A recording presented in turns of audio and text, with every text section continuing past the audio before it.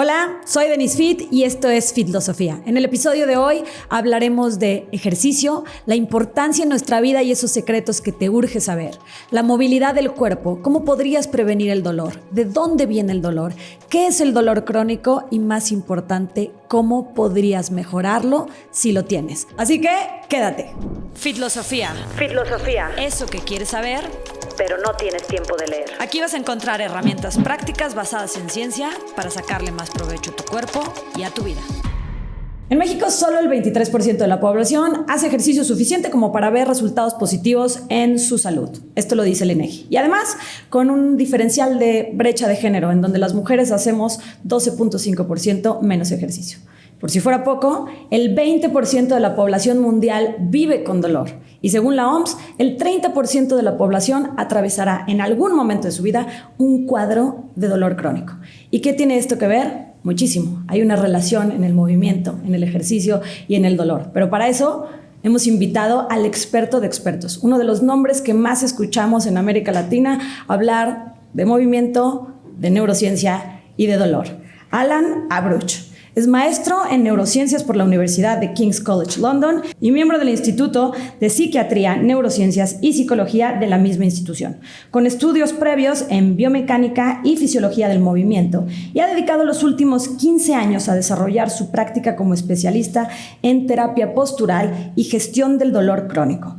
Alan además es fundador y director de SUD, una clínica especializada en rehabilitación, terapia física y dolor con sedes en la Ciudad de México, en Monterrey. Su foco de atención se centra en ayudar a las personas a desarrollar los hábitos, señores, y patrones necesarios para alinearse con una cultura de salud preventiva. Y ha sido ponente Te he visto en muchos lugares, Alan, y por eso te agradezco de verdad que nos regales tu tiempo y que vengas a compartirnos este conocimiento que estoy segura que a la tribu le va a cambiar la vida. Al contrario, muchas gracias por la invitación. Un placer estar aquí. Padrísimo, pues.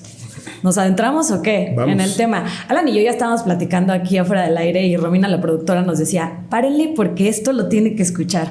Tus redes son increíbles. Platicábamos antes de entrar que decías que eres nuevo, no pareces nuevo, o sea, comunicas muy bien, pero me hablabas un poco de la dificultad que a veces es pasar, ¿no? De ser quien conoce, el científico, porque eso es lo que eres, a convertirte en esta persona.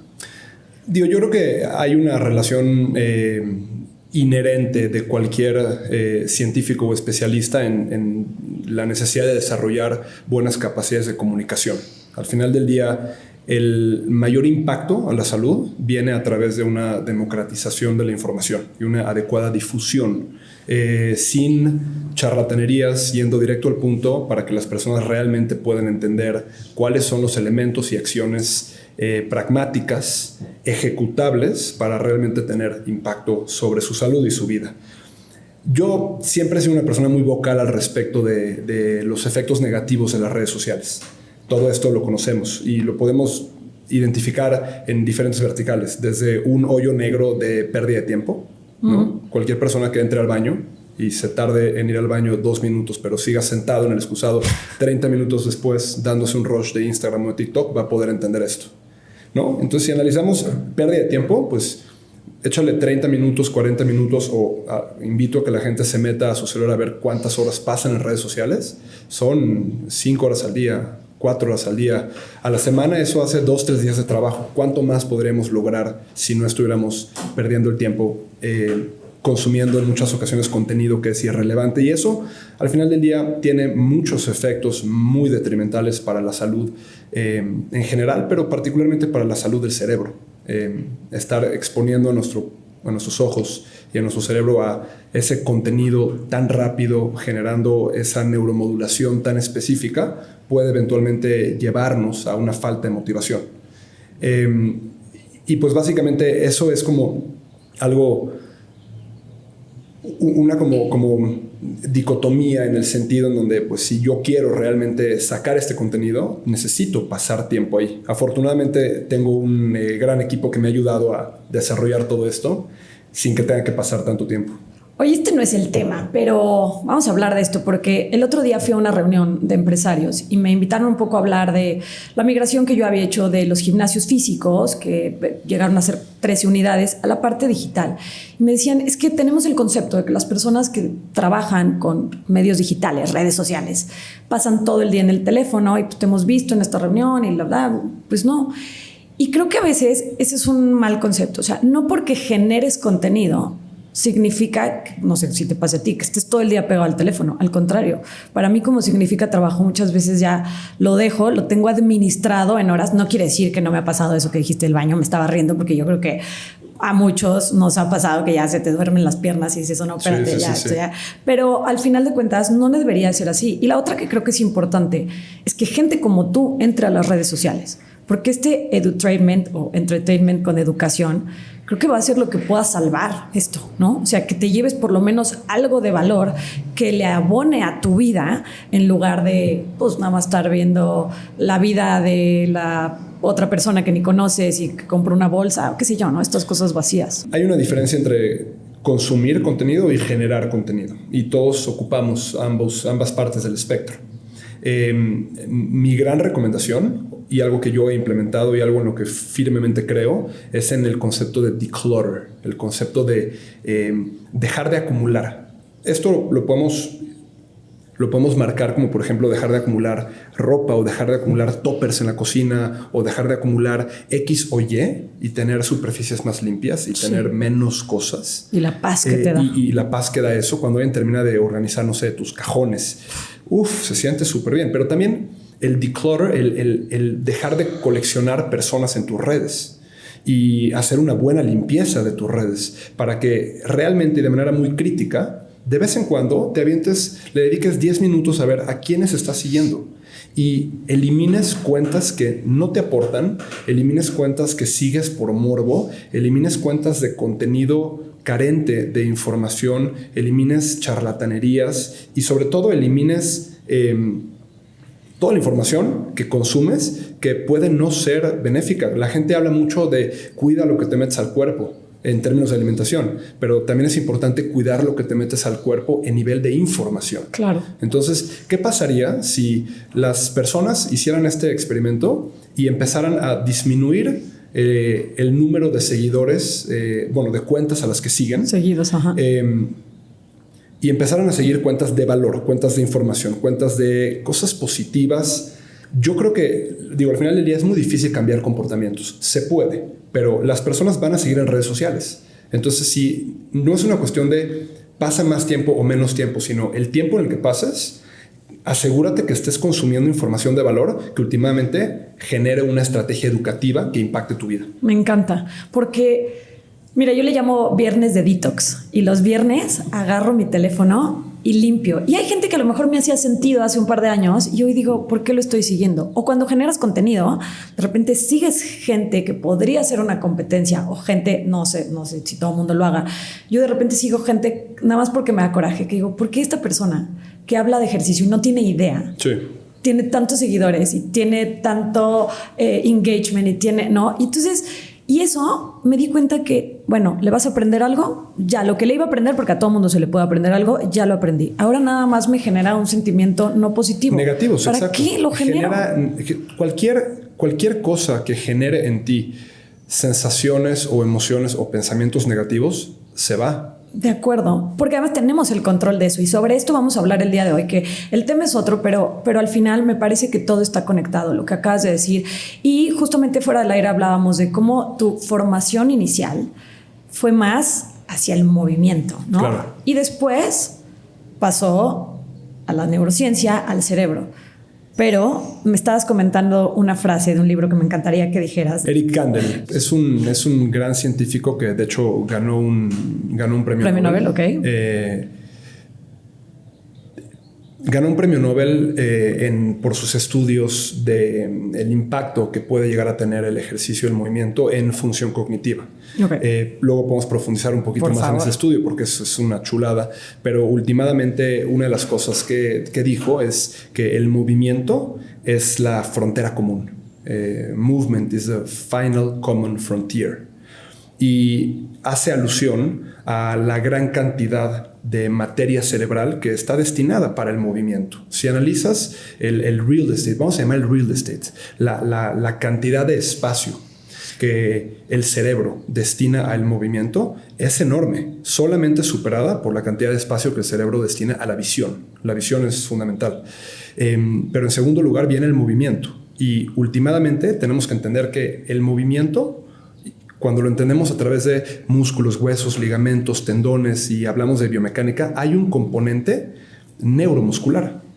Hay un componente últimamente que es regido por el sistema nervioso central y el sistema nervioso periférico.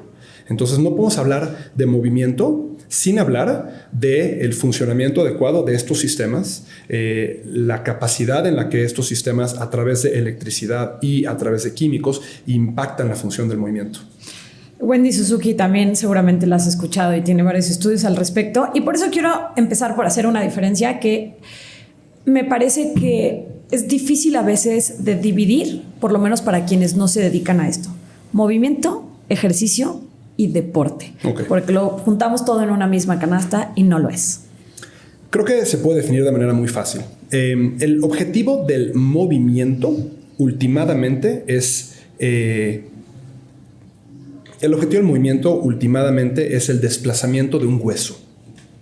Eso es, al final del día, el resultado último del movimiento. Okay. Mi cerebro, particularmente mi corteza premotora, manda una señal a los ganglios basales. Los ganglios basales hacen un plan de movimiento.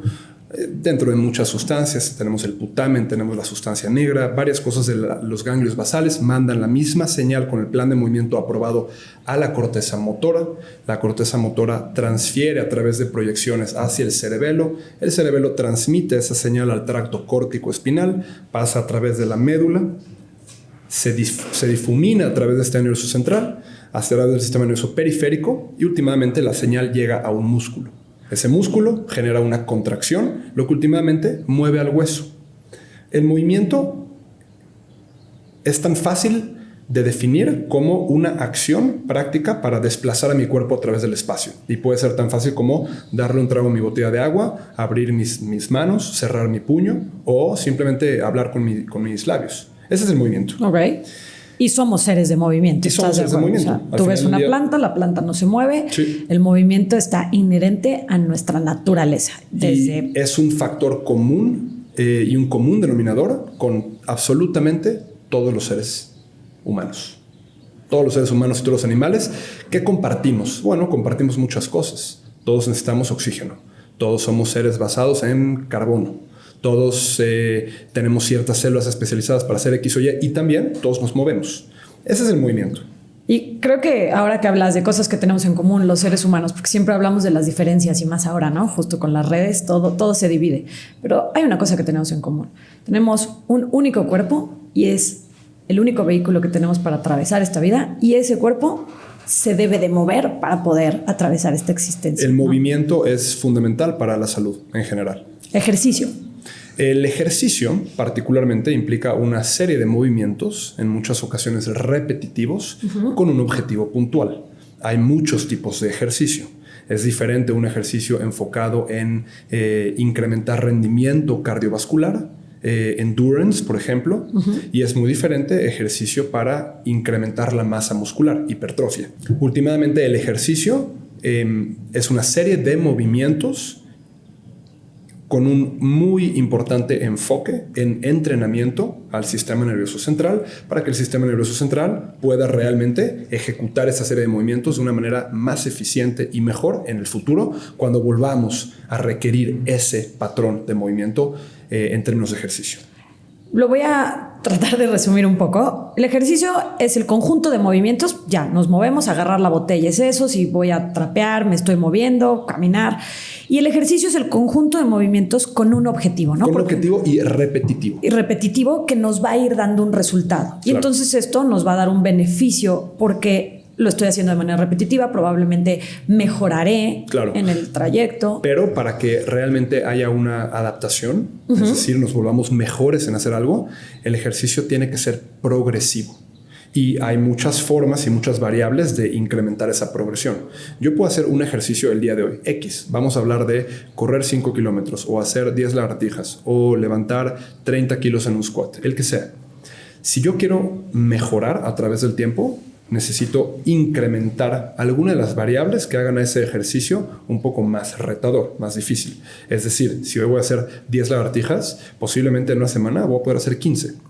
En una semana más, posiblemente voy a poder hacer 20. Bueno, tú, no se despanten, que a lo mejor no van a poder sacar 20. Yo creo que cualquier persona la maravilla del ejercicio es que es muy dependiente de la dosis y los cambios son muy rápidos. Sí. Entonces, el pasar de 0 a 1 es muy fácil. El pasar de 1 a 2 es muy fácil. El pasar de 100 a 110 es muy difícil, pero nunca es tarde para empezar. Totalmente. ¿Me explicó? Y esto que acabas de decir de la progresión del ejercicio, creo que se nos ha olvidado, porque entonces hacer ejercicio resulta mandatorio. Algunas personas hemos encontrado la manera de disfrutarlo muchísimo, pero mucha gente lo hace porque lo tiene que hacer. Sí. Y de repente en los medios encuentras quienes venden el ejercicio como algo ultra intenso desde tu día 1, que obviamente lo que hace es que o te lesionan o no permiten que sea progresivo, lo que acabas de decir, ¿no? Para mejorar, y creo que también para evitar lesiones, la importancia de que sea poco a poco.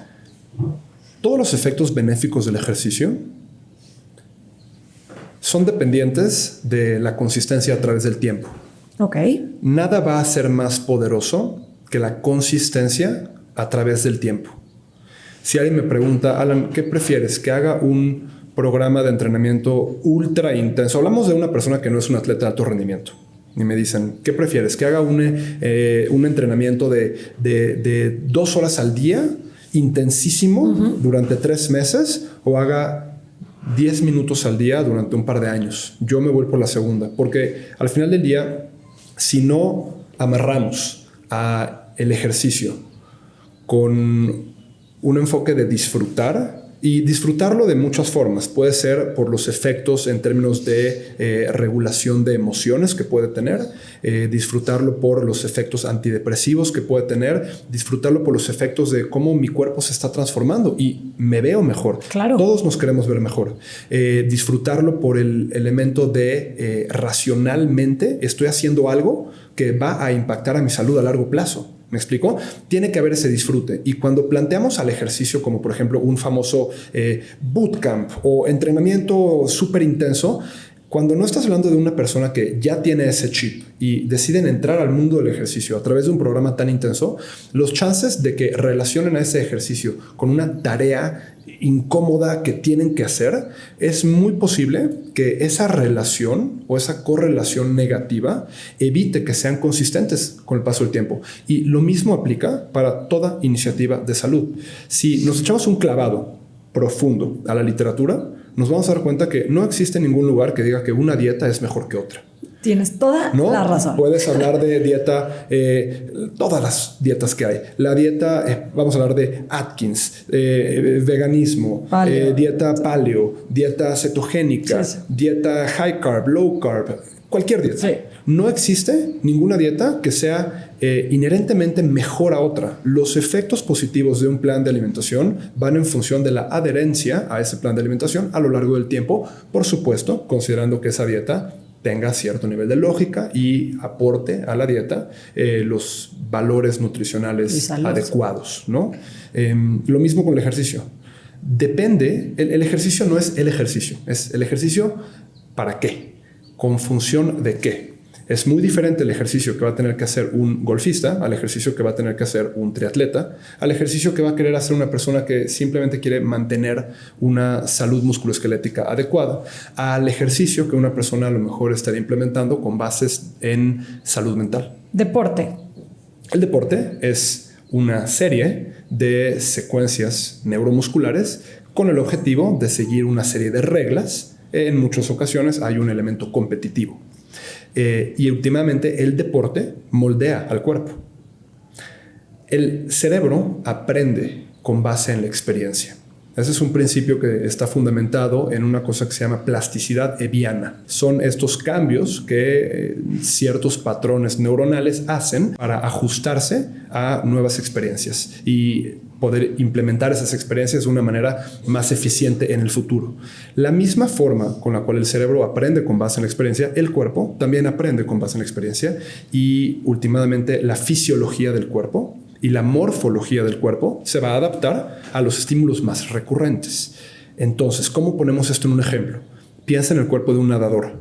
Sí, es muy específico el cuerpo de un nadador, ¿no? Piensa en el cuerpo de un tenista. Yo creo que todos los deportes. Todos los deportes moldean el cuerpo. Tú ves los Juegos Olímpicos y ves todas las gimnastas tienen el mismo tipo de cuerpo. Tienen el cuerpo de gimnasta, ¿no? Y los que lanzan la bola pesada tienen ese cuerpo. Y el deporte moldea el cuerpo. Me explico. Entonces tú ves a atletas que hacen track and field y tienen un fenotipo muy particular. Y tú ves a el antebrazo derecho de un tenista y lo comparas con el izquierdo y son dos monstruos completamente distintos. Los deportistas son aquellas personas que podemos, o sea, hablamos de un Messi, hablamos de Serena Williams, ellos son deportistas. El resto somos personas que hacemos ejercicio con otro enfoque, ¿no? Es decir, si no has bueno, dímelo. Sí. Yo creo, sí, tienes razón y esa es la forma en la que lo conceptualizamos normalmente. Pero yo creo que si tienes un cuerpo y estás vivo, tienes la capacidad de ser un atleta. Sí. Punto. Si tienes un cuerpo y estás vivo, tienes la capacidad de desarrollarte un atleta olímpico. Pues quizás no todos vamos a poder llegar a esos niveles de competencia elite, pero podemos a nuestro ritmo y en nuestros alcances desarrollar un enfoque de deporte repetitivo que realmente nos dé mayores capacidades en muchísimos ámbitos. No nada más en temas de me volví mejor en mi deporte o tengo músculos más grandes, sino ¿cuál es el impacto a mi salud emocional? ¿Cuál es mi capacidad de resistencia? ¿Qué tan resiliente es mi cuerpo ante una lesión? ¿Qué tan rápido se regenera una porción de un músculo? Entonces, sí, por supuesto que hay niveles elite de deportistas y son personas que, posiblemente puedan tener una muy importante ventaja genética. ¿No? A mucha gente, una conversación muy común al respecto es Michael Phelps, por ejemplo. Sí. Él tiene una cosa que se llama hipermovilidad, comúnmente referido como hiperlaxitud ligamentaria. El término correcto es el espectro de hipermovilidad. Y el espectro de hipermovilidad es caracterizado por una mutación genética en dos genes particularmente. Un gen que se llama VCOLA4 y VCOLA5. Estos genes codifican a una proteína muy prolífera en el cuerpo que se llama colágeno, particularmente en tejido conjuntivo como ligamentos y tendones. Esto hace que los tendones y los ligamentos de las personas con hipermovilidad se muevan más, tengan un mayor rango de movimiento. Y pues si tú analizas los tobillos de una persona hipermóvil, tienen un rango de movimiento. Mi esposo es hipermóvil y no lo sabía. Y le dije, no, esto no es normal. O sea, cuando lo conocí, se mueve muchísimo. No, y se ve incluso extraño el cuerpo porque son rangos de movimiento a los que no estamos acostumbrados. Se hiperextienden los codos, tienden a tener cicatrización queloide. De chiquitos hacían estos. No sabía eso de la cicatrización, fíjate. Pues sí, tienden a tener cicatrización queloide. Su piel se estira mucho. Son de cierta manera más propensos a esguinces porque pues sus ligamentos se estiran de más, sus tendones se estiran de más. Y últimamente esto, dependiendo del deporte que hagas, te puede dar una ventaja. Entonces hay ciertas ventajas genéticas. Si eres un nadador y tus tobillos van a moverse como una aleta porque tu tobillo es hipermóvil, pues eso te da una ventaja.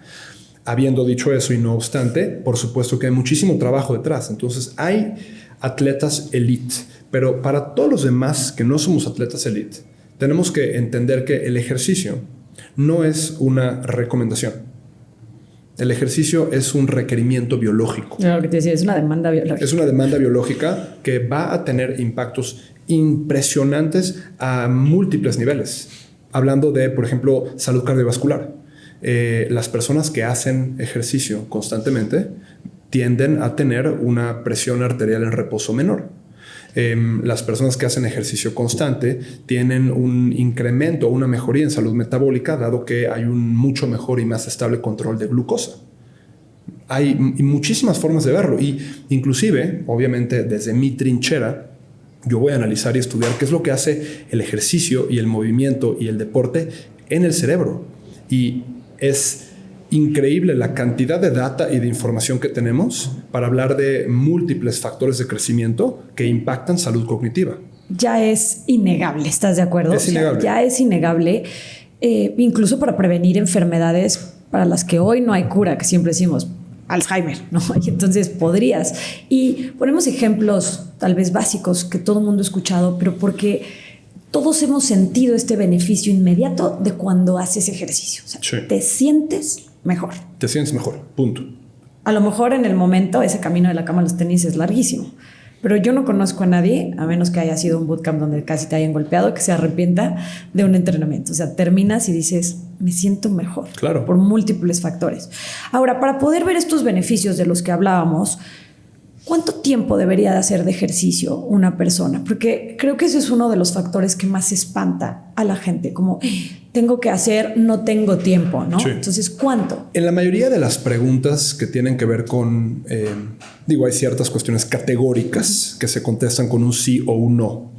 ¿El tabaco es bueno? No. ¿El alcohol es bueno? No. Gracias. ¿Tengo que dormir muchas horas? Sí. Hay pocas preguntas que se contestan categóricamente y de manera binaria con un sí o con un no. Habiendo dicho eso, el otro 99% de preguntas que se hacen en ciencia, últimamente la respuesta válida y más aceptable es depende. Okay. Siempre tiene que ser una cuestión dependiente de múltiples variables. Por supuesto que hay guías. Si uno se mete a las guías, los guidelines recomendados por Organización Mundial de la Salud, se recomiendan entre 150 y 300 minutos de actividad física de moderada a vigorosa a la semana. Obviamente las personas se espantan y dicen, 150 minutos son 2 horas y media. A la semana. Exacto, a la semana. Entonces, no importa si eso se divide en ciertos entrenamientos de 20 minutos al día. ¿Me explico? Si yo pudiera realmente escribir estos guidelines y pudiera tener injerencia en ellos... No descartemos que algún día. A lo mejor en algún momento. ¿Sí? Yo me iría más al bracket de los 300. Okay. Siento que 150 sigue siendo muy bajo. Pero al final del día depende de las personas y depende de muchos factores, su motivación para hacer ejercicio. Si yo pudiera aterrizarlo de una manera mucho más coherente y pragmática, lo pondría entre más mejor. Hay una relación dependiente de dosis para estos beneficios. Si yo hago 10 minutos de ejercicio al día, los impactos metabólicos van a ser menores, los impactos benéficos metabólicamente hablando van a ser menores que si yo hago 30 minutos. Los impactos benéficos a nivel cardiovascular van a ser menores a que si yo hago 30 minutos. ¿Me explico? Sí, hay una dosis dependiente. Pero hasta que llega, supongo, a un punto en donde ya es excesivo, ¿no? Y puede llegar a ser excesivo, exacto. Si yo tengo la motivación de... Vamos a poner un ejemplo un poco burdo. Si yo tengo una motivación meramente estética de ejercicio, ¿y qué entrenan los hombres? Tren superior. Bíceps y pecho.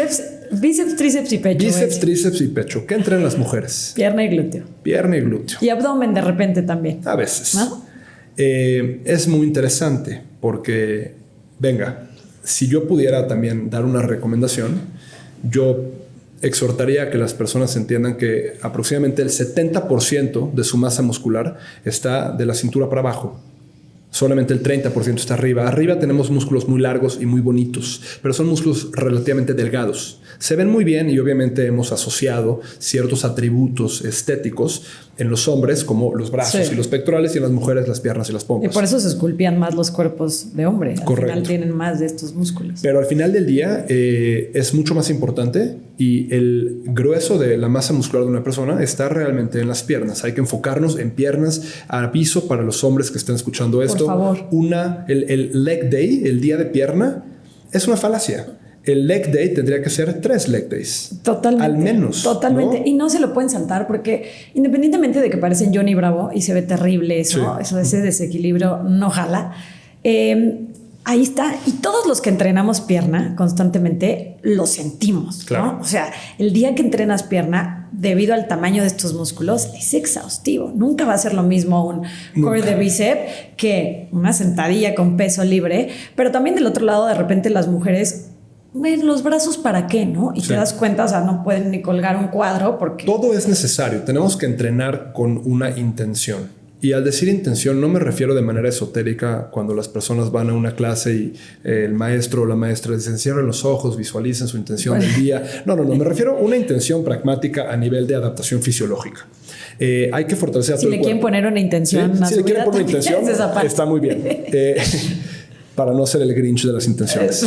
Pero volviendo al tema en el que estábamos. Intención. Si yo meramente me enfoco en un solo músculo porque quiero mi bíceps muy grande y estoy de manera muy intensa entrenando a ese músculo 3, 4, 5 veces a la semana, los chances de un sobreentrenamiento son mayores, los chances de una lesión son mayores, lo que últimamente esa lesión va a mitigar mi adherencia al ejercicio. Entonces se pierde lo que había ganado. No significa que no se pueda conseguir, pero una forma pragmática de entrenar es realmente entrenar a todo el cuerpo, y yo exhortaría a que las personas entrenen con el objetivo. Sí, obviamente está muy bien tener el objetivo de correr más rápido, correr el maratón, ser más fuerte, levantar mejor peso, un enfoque estético, pero el objetivo del entrenamiento de fuerza y de resistencia cardiovascular últimamente tiene que estar atado a la longevidad.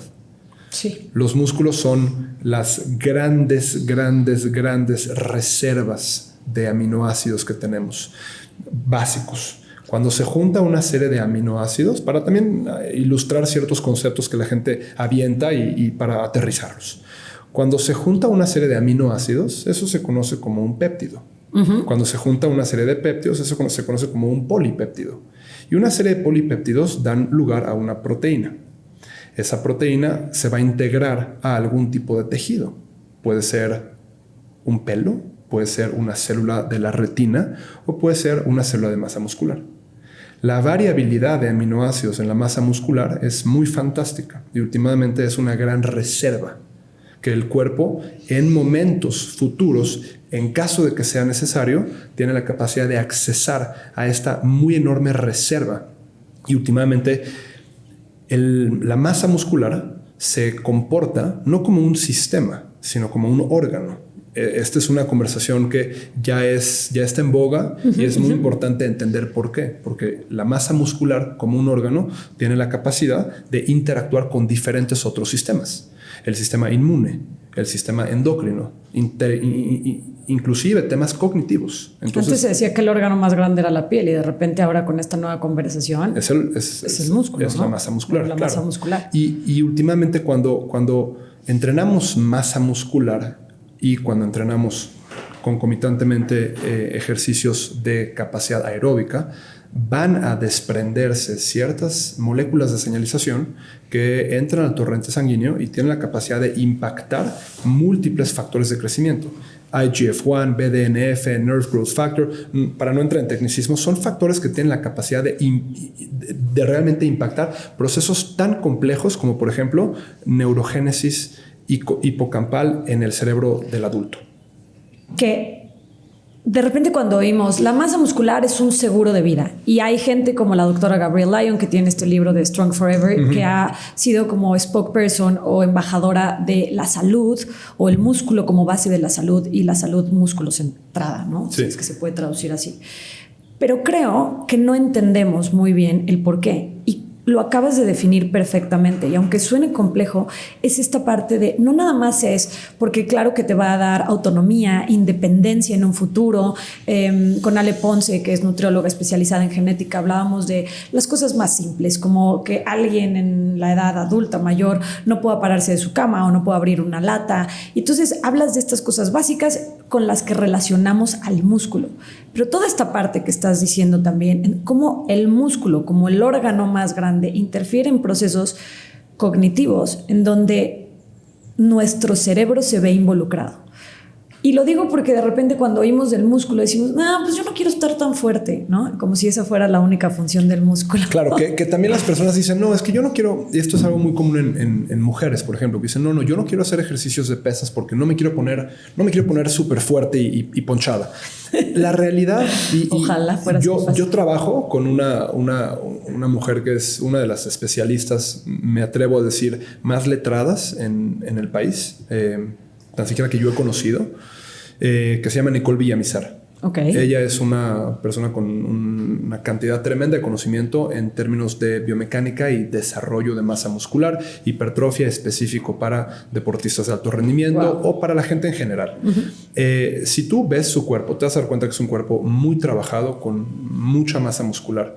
Y cuando analizas realmente cómo son sus splits y cómo es su plan de nutrición y cómo es su plan de descanso y cómo es su plan de recuperación y restauración muscular, te das cuenta que para llegar a esos niveles de masa muscular y fuerza se necesita un plan que tiene que volverse central en tu vida. ¿Me explicó? Que no nada más es ir a hacer ejercicio. Voy al gimnasio y hago un poquito de pesas. Y agarré las, ¿no?, de 20, caray, y ya salí fuertísima. Yo al final del día, yo me dedico a personas que tienen dolor crónico. Esa es mi práctica.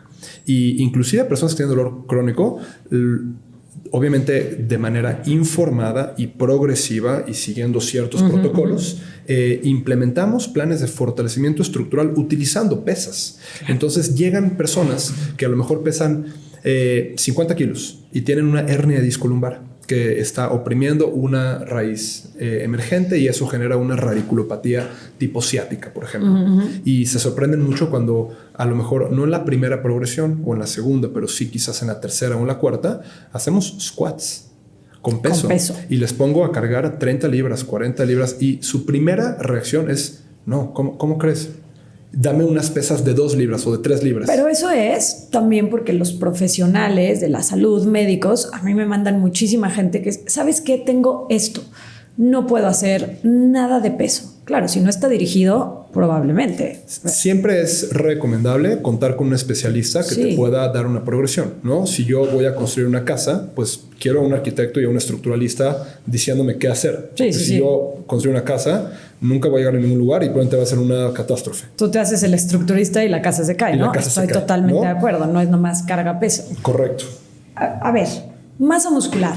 Ya hablamos de la importancia de esta masa para todo. O sea, para que tengas un cerebro que te funcione, para que te sientas mejor hoy, para que tu cuerpo funcione, tus funciones metabólicas sean más óptimas, etcétera, etcétera, etcétera. Y también para verte mejor si así lo quieres, porque desde mi punto de vista la estética como consecuencia de la salud no debería de ser algo satanizado. O sea, al contrario, ¿no? Hacemos ejercicio para vernos mejor, movernos mejor, sentirnos mejor y hacer las cosas que nos gustan más. Más tiempo. Y ninguna de ellas es mala, al contrario. Totalmente. Creo que este elemento estético es un gran motivador y últimamente ninguna persona de manera crítica y honesta va a decir no, yo no tengo intención de verme mejor. Todo el mundo nos queremos ver mejor. ¿Me explico? Para nada. Pensaría que por lo menos la mayoría. Sí. Y al final de cuentas, el pensar que vas a cargar pesas y que te vas a poner fuerte, y con esto terminaría, en un día es como pensar que hoy agarraste el coche y tienes posibilidades de acabar así aleatoriamente en la Fórmula 1 corriendo. O que tomaste una clase de arquitectura y de pronto eres arquitecto. Sí, no va a pasar. Entonces, pero lo que sí va a pasar es que el cargar pesas o hacer ejercicios de fuerza, que ahorita entraremos en esto, que no necesariamente se requiere eso, sí nos va a ayudar a mantener e incluso recuperar o generar más masa muscular. ¿Estoy en lo correcto? Sí, hasta cierto punto. Obviamente hay ciertos niveles de edad en donde llega un momento donde es significativamente más difícil hacer síntesis de masa muscular. Y esto tiene que ver con unas cosas que se llaman miocinas y actinas y ciertas cuestiones de bioquímica dentro de los cilindros de las fibras musculares. Pero contestando tu pregunta, sí, siempre es posible incrementar masa muscular si se cumplen ciertas variables esenciales. Una de esas variables es el estímulo mecánico a las fibras musculares y ahorita vamos a hablar de cuánto, cómo y cada cuánto. Pero también hay otras variables esenciales para que crezcan los músculos. El sueño es una variable esencial y obviamente la nutrición es una variable esencial. Si estamos en una sociedad en donde hacemos poco ejercicio y dormimos poco y no comemos la cantidad de proteína, citando a muchísimas personas, pero que tú dijiste a Gabriel León y a múltiples otros especialistas en este campo, estamos comiendo una cantidad de proteína muy inferior a lo que realmente necesitamos y a lo que realmente marcan las guías clínicas. 1.5 a 2.2 gramos de proteína por kilogramo de peso. Voy a hacer una pausa aquí porque esta información es fácil de aplicar, es valiosa y, como bien lo dices, no nada más ella, muchos expertos, ya es conocimiento que creo que deberíamos de aplicar. Entonces dijiste 1.2. 1.5 a 2.2 gramos de proteína por kilogramo de peso. Que en regla general nosotros siempre hablamos en FIT del 1.8, ¿no? Porque tenemos mujeres, etcétera. Pero lo que acabas de decir, o sea, 1.5 a 2.2 por kilogramo de peso. Entonces, si una persona que pesa 50 kilos, si comiese 1 gramo por kilogramo de peso, estaría comiendo 50 gramos de proteína, que es muy bajo todavía. Sí. Si quisiéramos llegar al bracket de 1.5, idealmente tendría que comer 50 por 1.5, es decir, 75 gramos de proteína. Y ojo, no es lo mismo el peso total de lo que te estás comiendo versus el gramaje proteico, ¿no? La regla es muy fácil. Por cada 100 gramos de producto animal, aproximadamente estamos hablando de una quinta parte. Hablando de pollo y pescado. Res cambia un poquito, es una cuarta parte. Hablando de un huevo, tenemos 6 gramos. Queso. Entonces, vamos a desgranarlo para 100 gramos de pollo. Sí. 20 gramos, entre 20 y 21 gramos de proteína.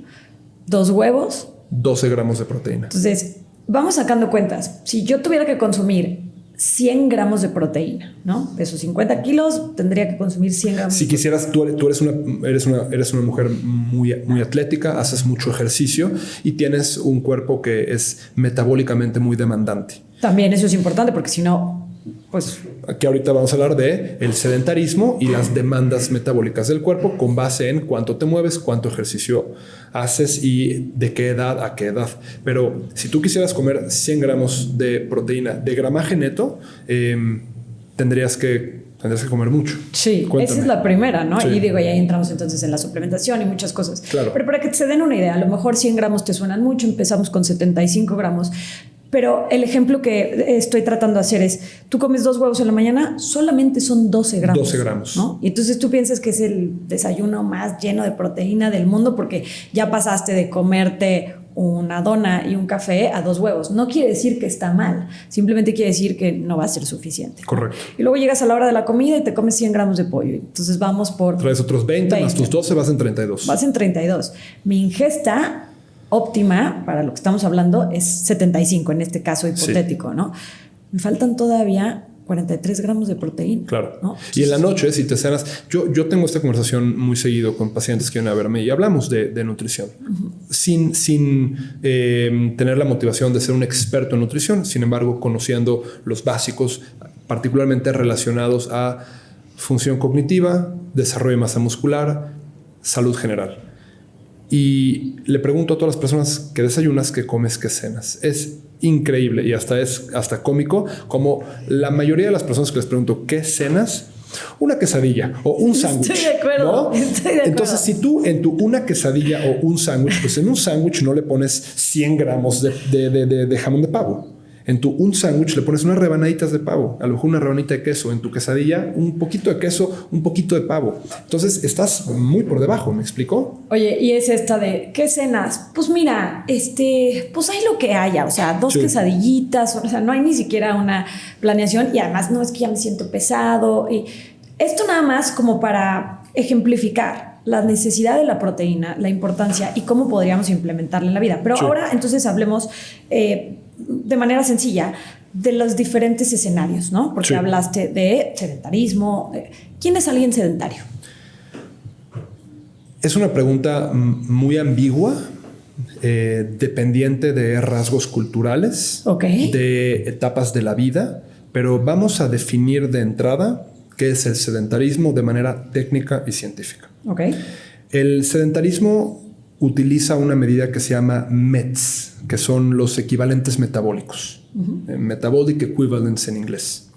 Y básicamente es la energía necesaria para estar despierto y en reposo. Un MET es la energía necesaria para estar despierto y en reposo, sentado sin moverme. Y es un gasto calórico, es una medida de gasto calórico equivalente a 1 kilocaloría por kilogramo por hora. Entonces, si tu tasa metabólica basal, que es un concepto muy similar a los METs, es cuánta energía quema tu cuerpo por existir. Hay muchas cosas, muchas funciones de tu cuerpo que requieren energía que no necesariamente te estás moviendo. Por ejemplo, la peristalsis, el movimiento del sistema digestivo, muchas otras funciones cognitivas que requieren energía. Cognitivas, ¿sí? Incluso. Muchas funciones cognitivas que al final del día el cerebro es el órgano más metabólicamente demandante. El cerebro pesa aproximadamente el 2% del peso total del cuerpo. Sin embargo, demanda entre el 20 y el 25% de la energía. Es increíble. Es fundamental la energía metabólica demandada por el cerebro. Estás escuchando Fitosofía. Regresamos en un momento. Fit, un sistema enfocado en resultados, para gente con muchas ganas, pero poco tiempo. En Fit nos enfocamos en la creación de tus hábitos. Por eso personalizamos tu plan de entrenamiento y el de nutrición también. Nuestra especialidad, planes de entrenamiento de 20 minutos. De manera virtual para que lo hagas desde tu cama, desde tu oficina. Miles de fitters coinciden. Cuando formas parte de esta tribu, te acompañamos de la mano hasta que logres tu objetivo y resolvemos tus dudas. ¿No me crees? Te regalo 7 días de prueba. Un MET es equivalente a quemar 1 caloría por kilogramo por hora. En tu caso, 45 kilocalorías por hora. Ese es un MET. Y lo que quise decir al principio es estando en reposo. Estando en reposo, ¿no? despierto. ¿Cómo se define el sedentarismo? Una actividad sedentaria es aquella actividad que quema 1.5 o menos METs por hora, por kilogramo, por kilocaloría. Okay. ¿Me explico? Entonces, si tú estás en una actividad, como por ejemplo estar sentado en tu computadora, estar sentado en un restaurante, estar sentado en el coche, cuando no existe esta demanda de movimiento, pues básicamente estás quemando menos de 1.5 kilocalorías por kilogramo por hora. O sea, casi estás en tu base de la que hablamos. Estás prácticamente en tu base, exactamente. A lo mejor moviste el control para cambiar de... A lo mejor incrementaste un poquito, exacto. Fuiste al baño, pero sigues en el 1.5. Totalmente. Okay. Entonces, esa es como la definición técnica del sedentarismo, ¿sí? Va en función de los equivalentes metabólicos y es exactamente esas medidas que estamos hablando. ¿Cómo aterrizamos esto de una manera más pragmática? Para tu efecto práctico, cuando alguien está sentado o sentada, estamos de cierta manera con una muy baja demanda de energía, ¿sí? Obviamente, si estás muy clavado o clavada en una actividad que requiere alto nivel de concentración, por supuesto que eso va a incrementar la demanda metabólica de tu cerebro, por lo tanto incrementando la demanda metabólica de los equivalentes. Pero realmente el movimiento es lo que va a diferenciar entre algo sedentario y algo no sedentario, pero últimamente el sedentarismo no nada más va a impactar a nivel metabólico. También va a impactar en términos de dolor, en términos de función y en términos de capacidad. De manera muy puntual, estábamos hablando de cómo el movimiento últimamente moldea al cuerpo. Sí. ¿Recuerdas que el nadador tiene cuerpo de nadador? Sí. Y el futbolista tiene cuerpo de futbolista. Vamos a aplicar esa lógica a cuando las personas están sentadas. El estar sentado implica también cierto nivel de elongación y acortamiento de ciertas estructuras musculares, de tendones y de ligamentos. Cuando yo estoy sentado, Denise, estoy con las dos caderas en flexión, con la curvatura lumbar eliminada y con los hombros redondeados, ¿sí? Entonces, esto aplica para... Hasta me dieron ganas de sentarme bien. Cada vez que digo esto, la gente hace esto inmediatamente. Eso aplica para desayuno, comida, cena. Eso aplica para trayectos en coche o en transporte. Eso aplica para tiempo en la oficina. Eso aplica para el tiempo que estás sentado o sentada mientras estás viendo una serie de Netflix o una serie de cualquier otra plataforma, además de Netflix, que hay muchas, que me bajan una buena lana al mes porque yo estoy suscrito a todas. A todas. Pero, bueno, ahorita hablamos, las ves parado.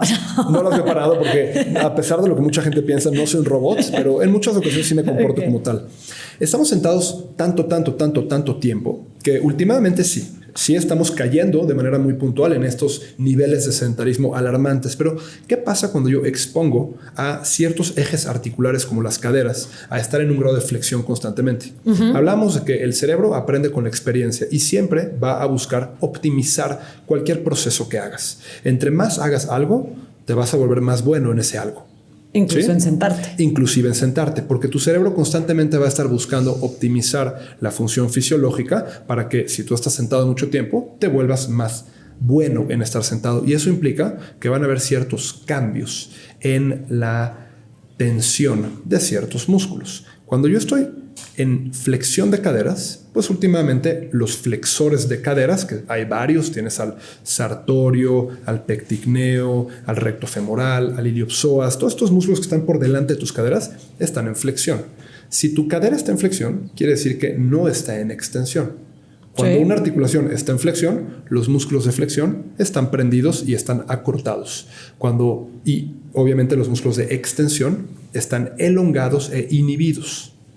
Te voy a poner un ejemplo muy fácil, que esto es esencial para realmente entender por qué el sedentarismo y el dolor van de la mano. Que ahí quiero llegar, pero antes de esto, bueno, ponme el ejemplo y te pregunto algo sobre sentarnos. Ok. Piensa en tu codo. Ajá. Tu codo se estira y se dobla. Es una articulación muy simple. Okay. El músculo que flexiona el codo es el bíceps. El músculo que extiende el codo es el tríceps. Estos dos músculos tienen acciones antagonistas y también son mutuamente excluyentes. Quiere decir que si mi codo está doblado porque estoy apretando el bíceps, va de vuelta. Si mi codo está doblado porque estoy apretando el bíceps, mi tríceps está apagado. No lo puedo prender. Si mi codo está estirado porque estoy apretando el tríceps, mi codo está en extensión, mi bíceps está inhibido. No hay manera de que lo prenda. Si aplicamos esa lógica a las caderas, a la pelvis, cuando estamos en flexión porque estamos sentados, los músculos de extensión están apagados. ¿Cuáles son esos? Ciertos músculos de la espalda, las pompas, algunos músculos que están en la cadena posterior. Para que haya una adecuada estabilidad y carga de la columna, la pelvis necesita estar en un ángulo muy particular. Ese ángulo muy particular va a permitir que la columna lumbar o la parte de la espalda baja tenga una curva convexa, la espalda alta una curva cóncava y el cuello una curva convexa, haciendo como una serie de S. Y esta S es el mecanismo mediante el cual tu columna amortigua el peso. ¿Qué peso? Pues el peso de la gravedad, el peso de tu cuerpo cuando tú te mueves. Este es el mecanismo de resorte que tiene tu columna. Pero para que este mecanismo funcione bien, la pelvis tiene que estar en ese ángulo adecuado. Y para que ese ángulo adecuado se mantenga, tiene que haber de cierta manera un equilibrio entre los músculos flexores y extensores de tu pelvis, mismo equilibrio que se pierde cuando estamos sentados mucho tiempo. Y por eso mi pregunta siguiente era, has oído obviamente la frase de sitting is the new smoking, sentarnos es el nuevo fumar, ¿no? No, y entonces, falso, sí la he oído, me parece que es una tontería, porque al final del día fumar es always, smoking is always the smoking. ¿Sí? Creo que la analogía que tratan de hacer con esto es sí, ya estamos dejando de fumar, ahora vamos a atacar el siguiente mal. O tal vez un poco como el entender que el estar todo el tiempo sentados, lejos de lo que pensábamos que era normal y natural, y lo hacemos la mayor parte de nuestro día y lo acabas de describir, podría representar un riesgo a la salud pública e individual. Definitivamente sí, pero yo no satanizaría el estar sentado. A nivel postural, es un poco exagerado, ¿no? A nivel postural, a ver, la postura no se define como cómo está tu espalda, si está derecha o no está derecha. La postura es la forma en la que el cuerpo interactúa con el movimiento y la manera en la que el cuerpo interactúa cargando a su propio peso y desplazando al cuerpo a través del espacio. La calidad mecánica con la cual el cuerpo se mueve.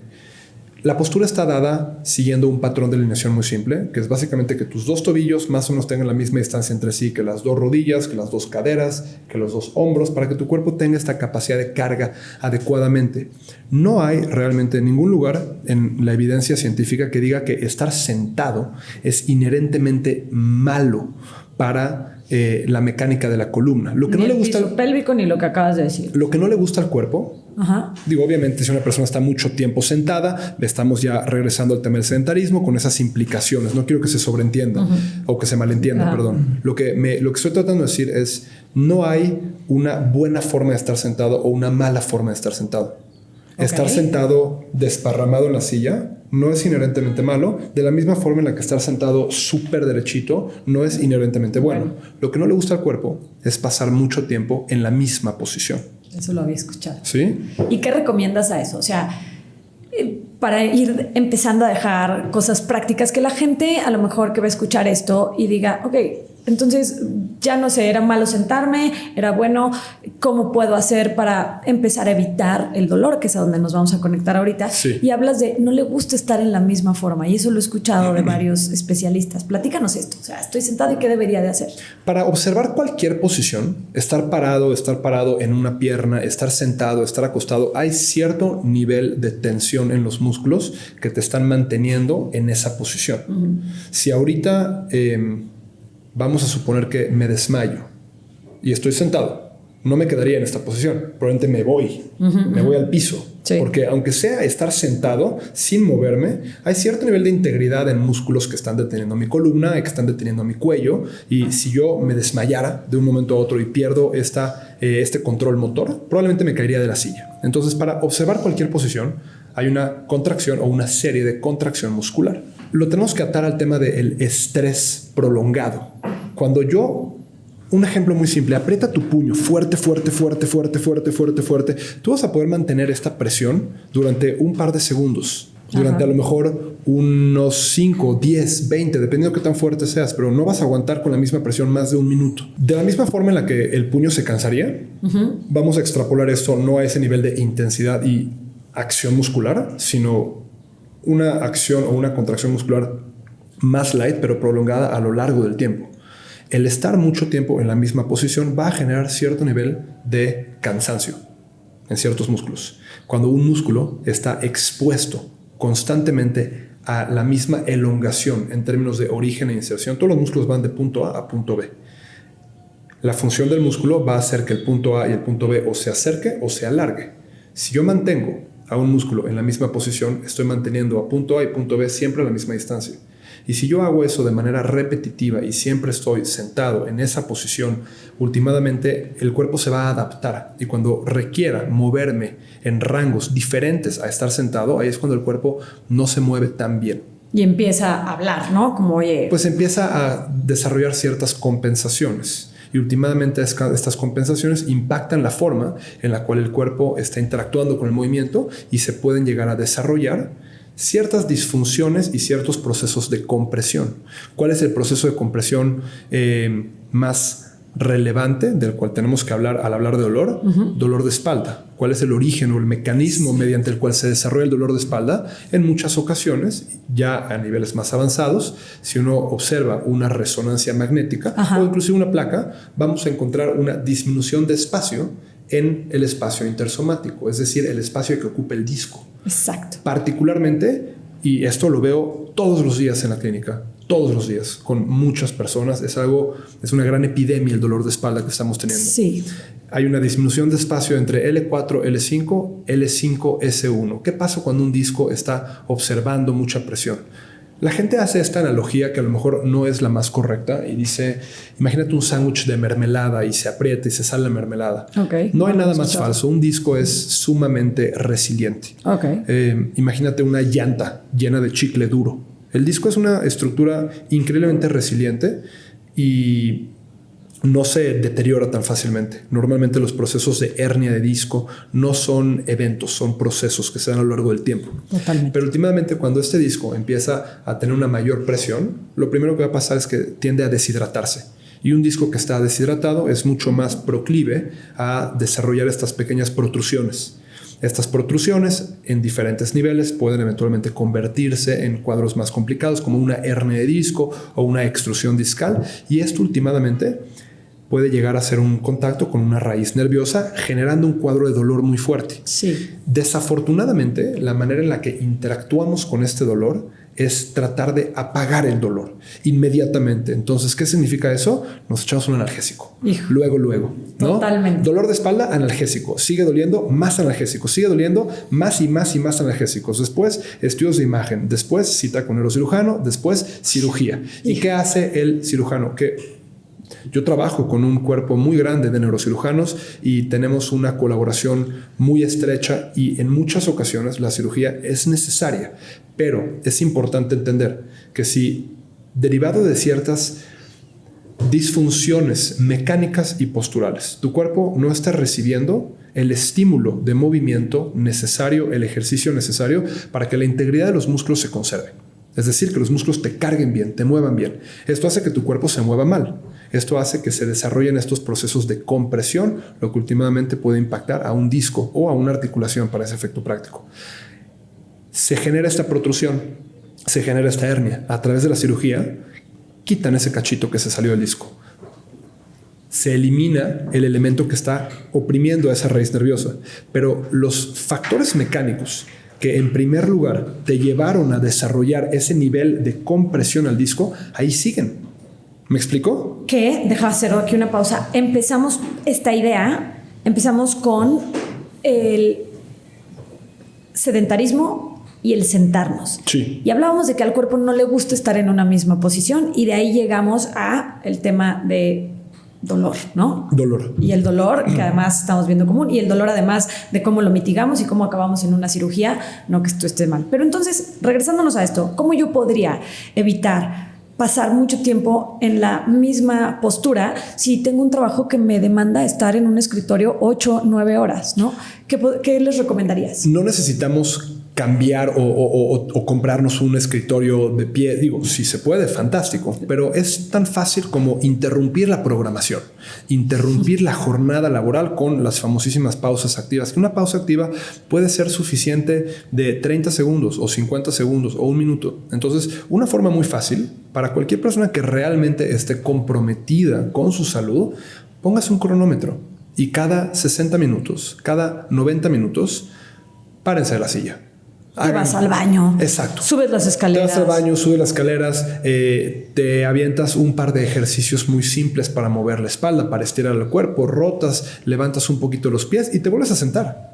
Que seguramente lo ubicas, pero el doctor Galpin, que entrena atletas de alto rendimiento y etcétera, habla muchísimo de estos snacks, que son estas pausas activas, y dice que entre 45 y 60 minutos, y que puede ser desde voy a acelerar y subir y bajar las escaleras, voy a ir al baño y ahí me voy a mover, voy a cambiarme, y es eso. Y cuando dices de realmente estás comprometido con tu salud, está padrísimo el decir realmente comprometido, pero el si no quieres acabar en lo que acabas de decir, yo creo que el cuadro que narraste y todo mundo que lo haya vivido este dolor sabe que daría todo por evitarlo. Claro. Entonces, si esto, no estoy diciendo que no sea multifactorial y no quiero llevarlo a una idea reduccionista de si te paras cada 45 minutos nunca vas a tener dolor de espalda, no. Pero podría ayudarnos. Entonces, definitivamente podría ayudarnos. Entonces, en lugar de verlo como, imagínate qué loco, ponerme el cronómetro cada 60 minutos, que debería de ser, pienso yo, normal, el decir, oye, interrumpimos la programación, como dijiste, y hacemos algo, pero te pones el cronómetro. Yo pensaría que esto sería mucho más sencillo a corto y largo plazo que acabar en un quirófano abriéndote o consumiendo medicamento todos los días, ¿no? Y no nada más fácil, más barato. Además, más barato, con menos limitaciones. El problema con el dolor no es el dolor mismo, son las limitaciones que el dolor puede generar. ¿Sí? Ahora, ¿cómo definimos el dolor? Que ese es un elefante gigantesco. Híjole, que además el dolor no lo interpretamos, no es lo que pensamos quienes no hemos estudiado neurociencia. O sea, tú piensas que te duele aquí y que ahí se genera el dolor. Aquí estoy señalando mi mano, pero en realidad es algo mucho más complejo, en donde todo tu cerebro está conectado, ¿no? ¿Qué es? ¿Cómo lo podemos resumir para saber por qué la gente siente esto y por qué es tan difícil llegar al origen y la cura del mismo? El dolor es una experiencia y una percepción altamente subjetiva, altamente individualizada, modulada por una serie enorme de variables. Yo voy a sentir un dolor muy diferente, o el dolor se va a manifestar con intensidad muy diferente con base en muchas otras variables, como por ejemplo creencias, experiencias pasadas, trauma, inflamación, nivel de restauración a través del sueño, tomé alcohol la noche anterior o no. Todas estas variables pueden impactar un cuadro de dolor. Ahora, dividamos al dolor en dos grandes verticales. A ver. Dolor traumático. Me caí y me pegué en la rodilla. Voy bajando por las escaleras que están aquí afuera del estudio y me resbalo y me pego en la rodilla y me duele la rodilla. ¿Por qué me duele? Pues porque me caí y me metí un golpe. Simple. Se inflamó, es respuesta del cuerpo. Exactamente. Se inflamó y es respuesta del cuerpo. Por cierto, como paréntesis, vamos a desmitificar un poquito un concepto y una práctica muy común, que es cuando alguien se cae y se le inflama el tobillo, la rodilla, inmediatamente se pone en hielo. Ok. No hay que ponerse hielo. Sé que esto le va a volar la cabeza a muchas personas, pero el cuerpo está inflamando el área lastimada por una razón. No hay que inhibir la respuesta inflamatoria del cuerpo. Estoy totalmente de acuerdo. Hace poco leí un estudio que hablaba de las personas que habían operado, era un grupo, los habían operado de la cadera, y hablaba de aquellos que retardaron el uso de mitigadores del dolor, sí, cómo se recuperaron mucho más rápido que quienes no, y luego pusieron en las distintas variantes que hay, pues esta ayuda, por decirlo de alguna manera, para el dolor. Entonces, este resumen que estás haciendo es buenísimo porque todos pensamos hielo y antiinflamatorios, que ojo, no sufran de más. Si es una lesión muy significativa y el dolor es muy alto, no sufran. Tómense un antiinflamatorio o un analgésico y vayan con su médico de cabecera que para ya buscar ayuda, algo, ¿no? realmente. Pero como práctica o como regla general, no hay que inhibir la respuesta inflamatoria del cuerpo. Por lo tanto, después de una lesión, sobre todo las primeras 72 horas, no hielo, sino movimiento gentil y a tolerancia. Eso va a ayudar. Entonces, esto sí vuela los sesos de muchos, porque a mí me dijeron que me inmovilizara. Hielo e inmovilización. Inmovilización absoluta. Y entonces no dejas que tu cuerpo, volvemos a lo mismo que aquí siempre lo decimos en filosofía, la máquina perfecta que está hecha ya, viene de cajón perfecto. Tu cuerpo sabe. Sabe qué va a hacer y vas a dividir el dolor en dos, ¿no? Quedamos dolor traumático. Me caí y me pegué en la rodilla. ¿Por qué me duele? Porque me caí. Algo se inflamó, hay que ver luego cómo lo desinflamamos y cómo restauramos al tejido. Ese es un dolor muy fácil. El más complicado realmente es el dolor idiopático. Es el dolor que aparentemente no hay ninguna causa. Que ahora vemos mucho más, ¿no? O sea, pues gente que te dice que... Hay de ambas realmente, pero el dolor crónico definitivamente va en aumento y es muy alarmante porque es una condición que en muchas ocasiones el dolor idiopático se puede volver dolor crónico. Es dolor que no se quita, dolor que persiste. Dependiendo qué tipo de literatura estés leyendo, el dolor crónico se define en algunos lugares como un dolor que persiste por más de 3 meses. En algunas partes se define como dolor que persiste por más de 1 mes. Pero antes de hablar de dolor crónico, hablamos de dolor idiopático. Dolor idiopático es aquel dolor que no tiene como tal una causa. Idiopático es causa, crónico es de duración. Entonces, dolor idiopático es aquel dolor que surge de la nada. No me pasó nada, no me caí, no me pegué, no tuve un accidente, pero me duele la espalda. Y lo achaco a dormí mal. O seguramente me torcí en la noche. Pero cuando este dolor empieza a ser permanente, hay varios temas importantes que tenemos que abordar aquí. El primero es cómo normalizamos el dolor y empezamos a modificar nuestros comportamientos y nuestros hobbies y nuestros deportes porque, híjole, no, es que yo no puedo hacer squats porque me duele la rodilla. Lo dije al principio. Yo iba a decir que el 20% de la población mundial vive con dolor y después tú abonaste con una cifra del 30% de la población mundial, según la OMS, va a experimentar un cuadro de dolor crónico en su vida. Y lo impresionante de esto, que la cifra está altísima, o sea, vamos, es que nos acostumbramos a vivir con el dolor. Y entonces adaptas tu vida al dolor. Pero vi un contenido tuyo que me encantó, que decías, el vivir con dolor no te permite disfrutar la vida. Exacto. Que ese es el resumen de todo. O sea, porque tú puedes decir, bueno, pues ¿qué tiene que me duela? Y quienes viven con dolor lo saben. O sea, todo el tiempo estás pensando en eso. No puedes quitártelo. Parecería que no importa el país que vayas ni la actividad que hagas, ese dolor te va a acompañar. Claro. Y además te despiertas, y yo he tenido nunca dolor crónico afortunadamente, pero gastritis, colitis, lo que sea, y en procesos malos o en momentos malos te levantas y es un volado. ¿Me iré a sentir bien hoy o me iré a sentir mal? Claro. ¿Esto va a modificar mi día? Y va a modificar tu estado de ánimo. 100%. Y entonces hablabas de vamos adecuándonos, ¿no? Y entonces yo ya no puedo hacer ese deporte. O si me duele una rodilla, me empiezo a parar en la otra, ¿no? Que eso, bueno. O empiezo a dejar de hacer squats y empiezo a dejar de hacer ejercicios que involucran a la rodilla. Y eso poco a poco va alterando tus patrones de comportamiento, tus hobbies y las cosas que te causan placer. El problema con el dolor no es el dolor mismo. El dolor no es algo a lo que le tenemos que temer. El dolor lo tenemos que entender. Y para entender el dolor, hay que separar la conversación entre el dolor y las causas que están precipitando al dolor y enfocarnos en esas causas. Porque en muchas ocasiones es más fuerte el miedo al dolor que el dolor mismo. Y el dolor últimamente va a limitar que hagamos las cosas que nos causan placer. Hay una correlación entre personas con dolor crónico y el desarrollo de depresión. Totalmente, claro. ¿Me explico? Porque dejamos de hacer esas cosas que nos causan placer. Y venimos a esta vida a experimentar placer. Y para experimentar placer necesitamos tener salud. Es una forma de mezclar estos dos conceptos de una manera muy poco tradicional. Toda la razón, porque estamos muy acostumbrados a esta dopamina inmediata, ¿no? Uh-huh. Entonces el placer lo relacionamos con comerme algo que ahorita me haga sentir bien o fumar algo que ahorita me haga sentir bien, aunque después te reste el poder hacer las cosas que disfrutas, etcétera. Y lo acabas de decir, mucha gente, hace poco le decía a un amigo el hacer ejercicio y tal, y me decía, mira, venimos a vivir y a disfrutar, no a durar. Qué extraño que tengamos peleados estos dos conceptos que acabas de decir. El gran problema que esta persona que dijo esa frase se va a llegar a topar es, bajo ese esquema, mira, hay dos formas de morir.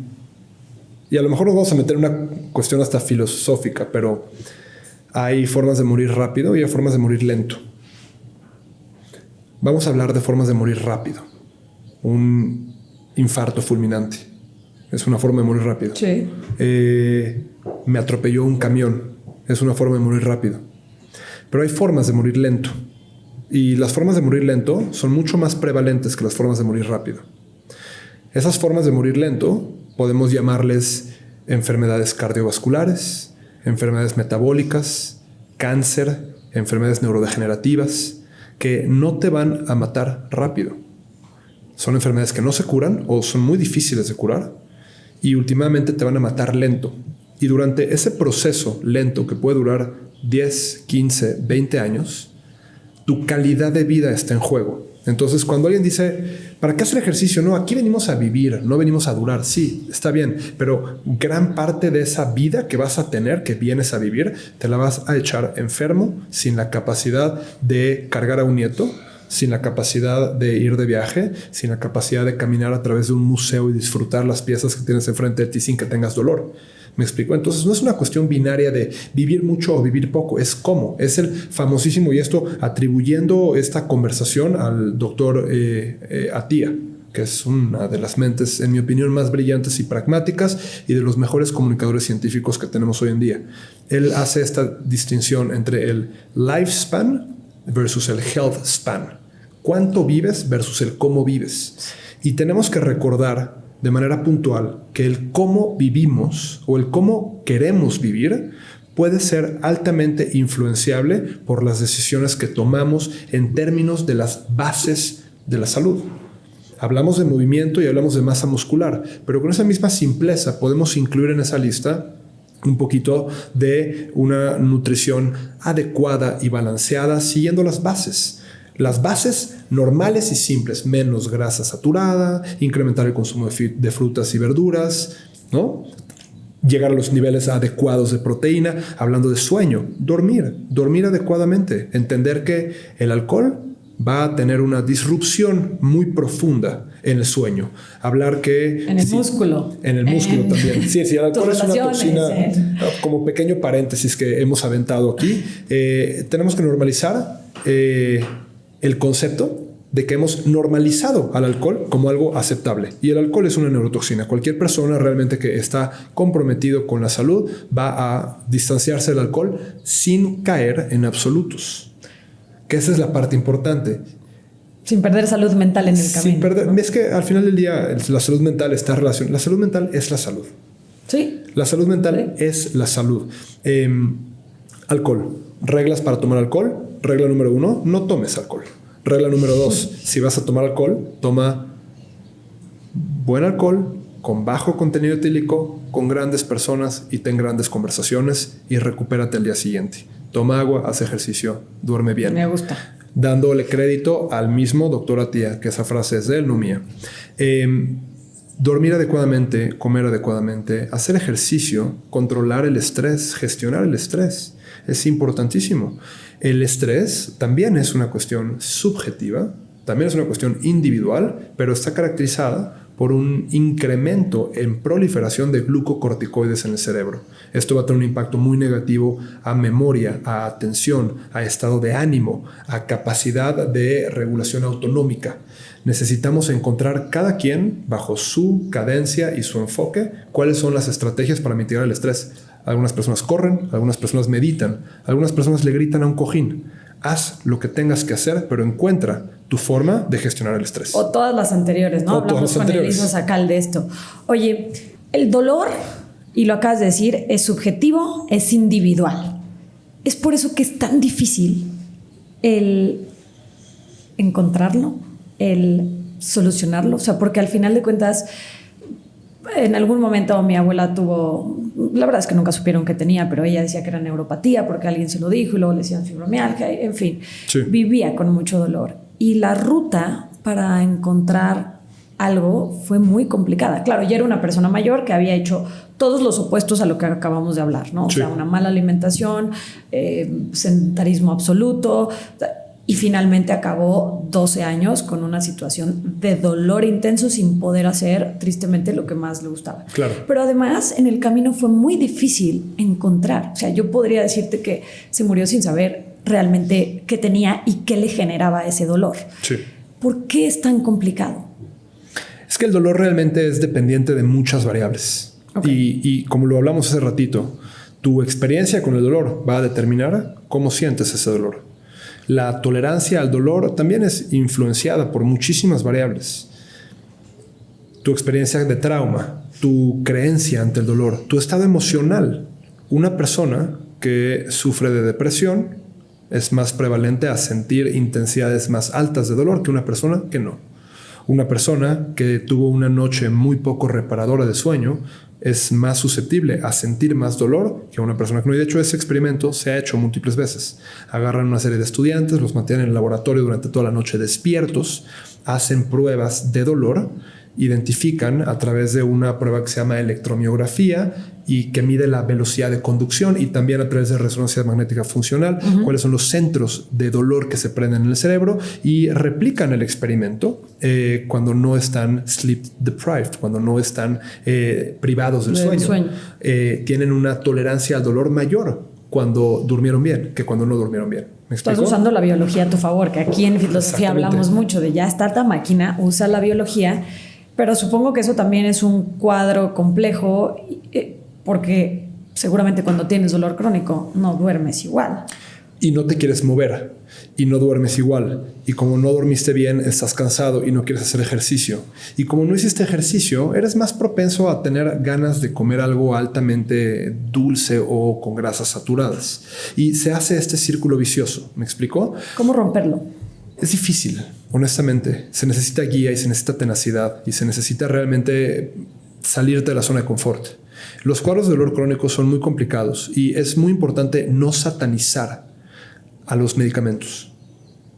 No hay por qué satanizar a los medicamentos, no hay por qué satanizar a los medicamentos psiquiátricos o a los medicamentos antiinflamatorios o a los medicamentos analgésicos. Opioides, no hay que abusar de ellos y tienen que estar prescritos por un especialista, pero pueden ser mecanismos muy benéficos que nos pueden ayudar a romper este cuadro de dolor. Y los que tenemos actualmente, ¿no? Exactamente. Ahora, hablando de medicamentos, tú como especialista, ¿crees que este miedo o renuencia a la incomodidad y al dolor que tenemos los seres humanos nos ha llevado tal vez a una sobreprescripción?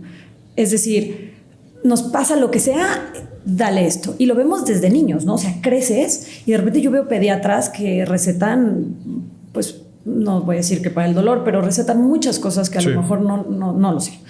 Pero como ser humano, pues le huimos a este dolor. Tantito me duele, no lo quiero sentir. Y creo que eso lo vemos en la vida diaria. O sea, todos los artefactos, accesorios que se han desarrollado en la vida son para alejarnos de la incomodidad. O sea, tienes un vehículo para no tener que sufrir la incomodidad de caminar, ¿no?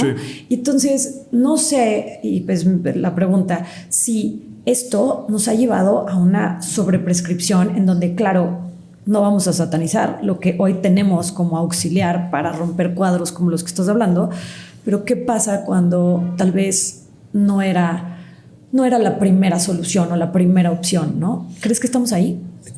Sí y no. Y depende el contexto, y depende el lugar, y depende del especialista que estemos refiriéndonos, y depende del paciente. En muchas ocasiones, las guías van a indicar la utilización de una vertical farmacológica, porque es el golden standard, ¿me explicó? Sabemos que las personas que sufren de enfermedades mentales, como por ejemplo ciertos tipos de esquizofrenia o ciertos tipos de psicosis o el espectro el espectro esquizoafectivo.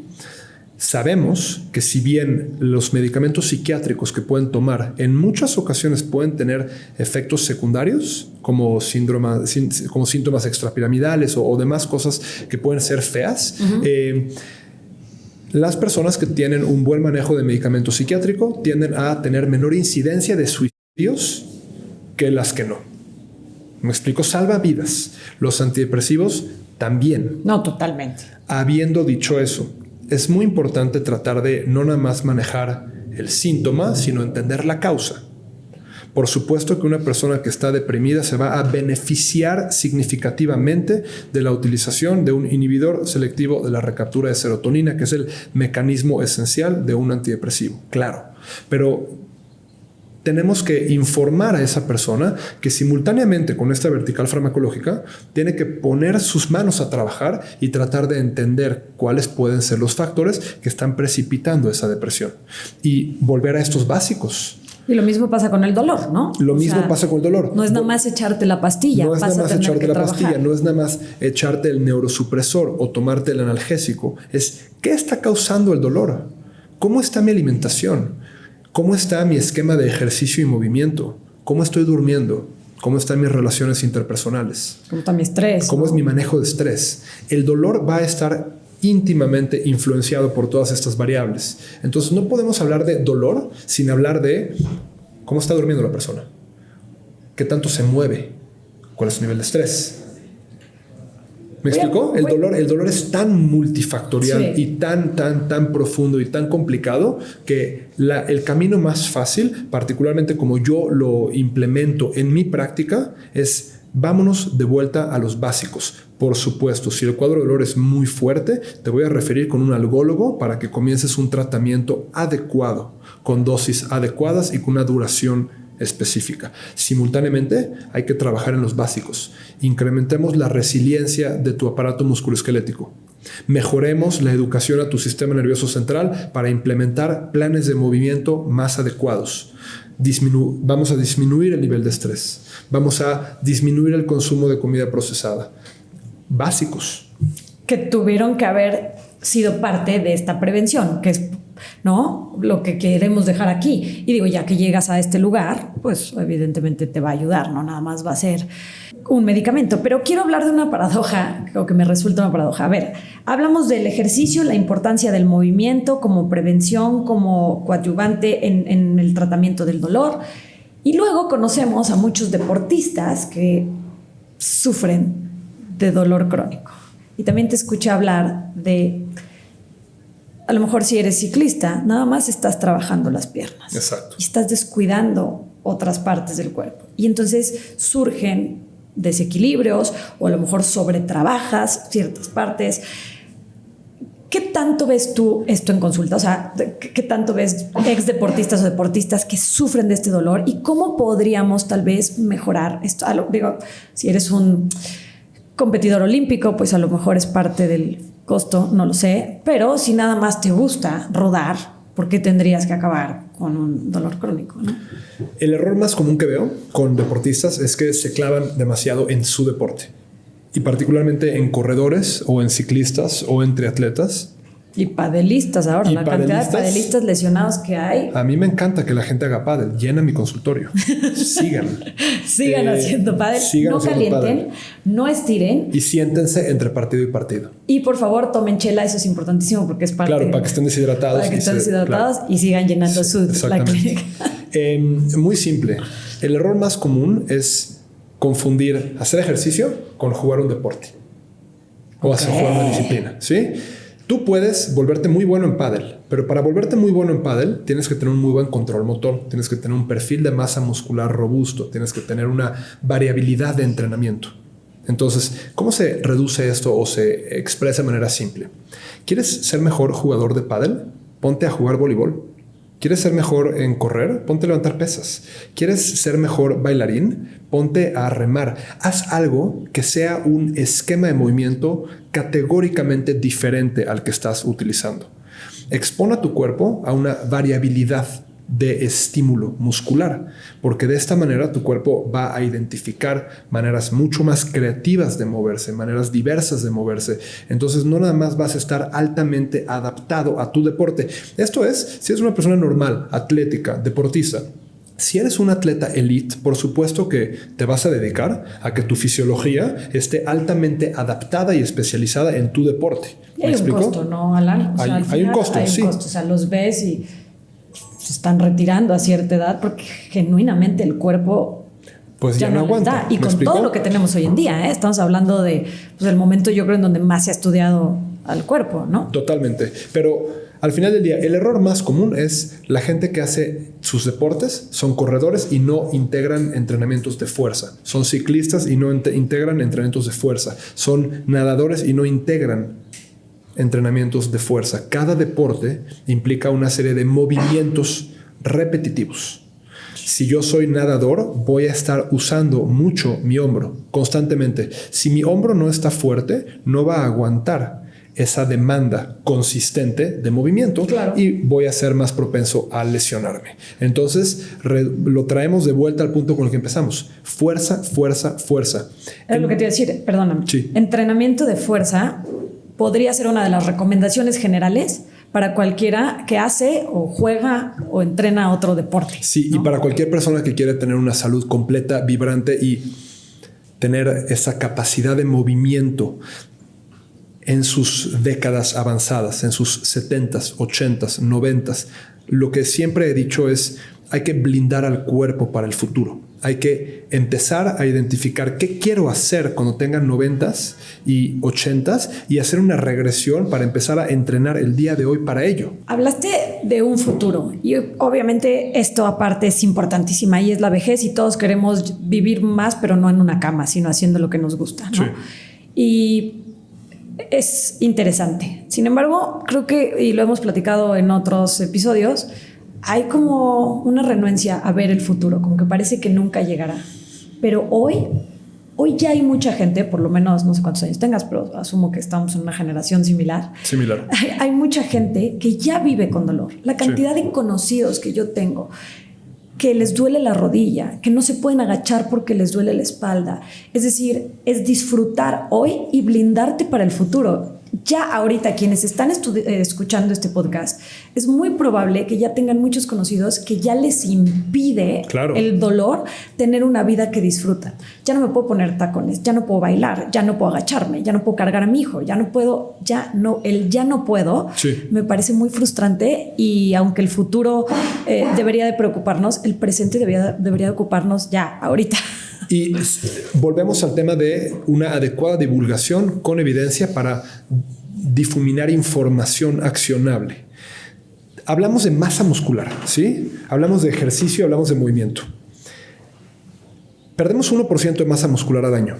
Sí, lo sabemos. A partir de los 40 en adelante y por ahí de los 50 y pico, 60 y pico en adelante, ese decremento es aún mayor. Noticias, lo que no mejora a partir de ahora va de bajada. Y no nada más perdemos masa muscular, perdemos fuerza y potencia. Si es 1% de masa muscular, perdemos de 2 a 4% de fuerza y potencia muscular, que no es lo mismo masa y tamaño que fuerza y potencia. Tenemos que hacer otro episodio de esto. Vamos avanzando.